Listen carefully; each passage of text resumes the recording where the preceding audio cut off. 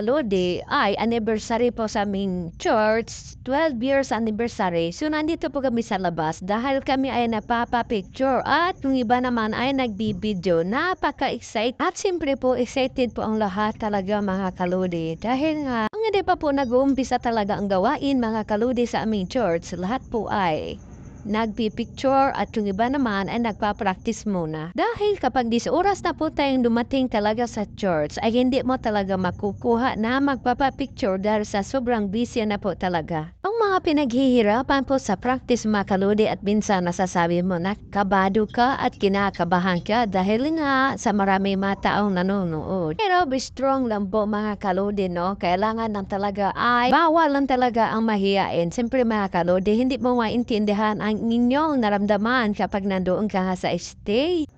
Yan mga kalodi, habang hindi pa po nasisimula, ako po ay nagkakape.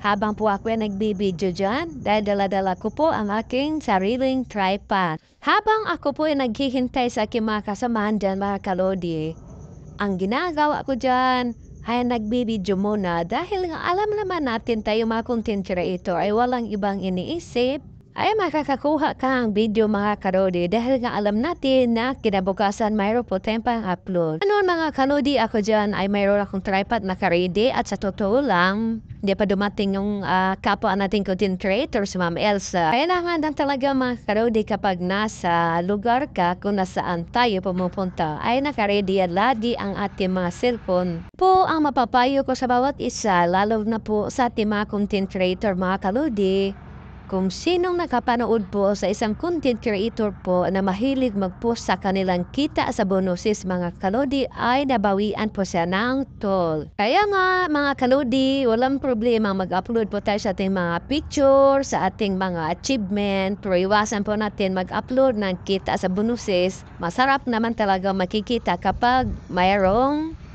na magandang resulta po sa ating kitaan. Pero tayo-tayo na lang nakakita mga karude kasi nga ayaw ni Boss Mita na ipakalat po ang kitaan. Ako nga mga karude, sa totoo lang, maliit lang naman talaga ang kita ko talaga sa bonuses. Lahat naman talaga ay nagsisimula sa pinakamaliit pero tiyagaan na ang lahat mga karude.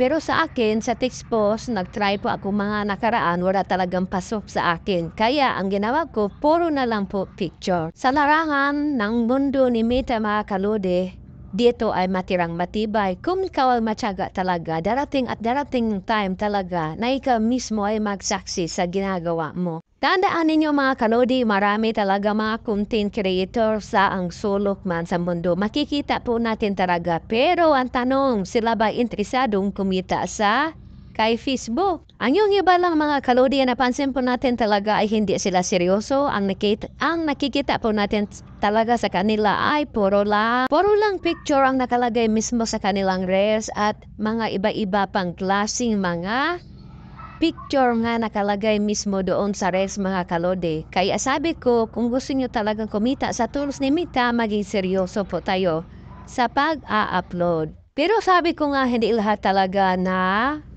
maging content creator. Kasi kapag content creator ka mga lodi, ay nasa tamang pag-a-upload mga kalodi at gusto mo talagang kumita. Pero yung iba, nakikita ko talagang memory lang ang kanilang ginagawa para sa kanilang picture. Pero okay lang yon mga kalodi. Pero kung ikaw ay mahilig makipag-engage naman, ay dapat seryosohin na lang mga kalodi. Ikita ka dito sa Facebook, yaon lamang supunod. A-upload sa patakaran ni Boss Mita mga kalodi. Yun lang po, maraming salamat.